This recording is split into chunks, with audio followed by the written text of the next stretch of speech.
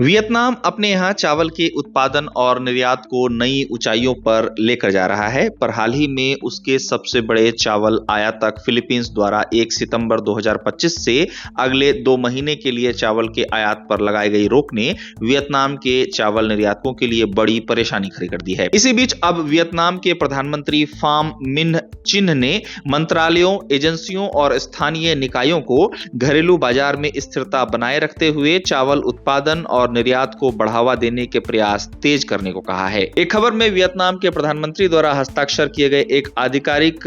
प्रेषण का हवाला देते हुए बताया गया कि वियतनामी प्रधानमंत्री ने वियतनाम के उद्योग एवं व्यापार मंत्रालय को निर्यात बाजारों में विविधता लाने, व्यापार संवर्धन गतिविधियों का आयोजन करने और नए संभावित गंतव्यों में विस्तार करते हुए पारंपरिक खरीदारों को बनाए रखने का काम सौंपा है। साथ ही कृषि एवं पर्यावरण मंत्रालय को उच्च उपज और उच्च गुणवत्ता वाली चावल किस्मों के अनुसंधान और विकास में तेजी लाने, बुनियादी ढांचों में सुधार करने और कटाई के बाद संरक्षण को बेहतर बनाने के लिए उन्नत तकनीकों को लागू करने का निर्देश भी प्रधानमंत्री द्वारा दिया गया है। रिपोर्ट में बताया गया है कि वियतनाम के पीएम द्वारा कहा गया है कि कच्चे माल के क्षेत्रों को विकसित करने, मूल्य श्रृंखला संबंधों को मजबूत करने और चावल खरीद में उद्यमों को मार्गदर्शन देने की नीतियों को भी प्रभावी ढंग से लागू किया जाना चाहिए। गौरतलब है कि हाल ही में वियतनाम के वित्त मंत्रालय को सीमा शुल्क प्रक्रियाओं को सुव्यवस्थित करने, मॉडर्न मैनेजमेंट मेथड्स को लागू करने और वैट रिफंड में तेजी लाने के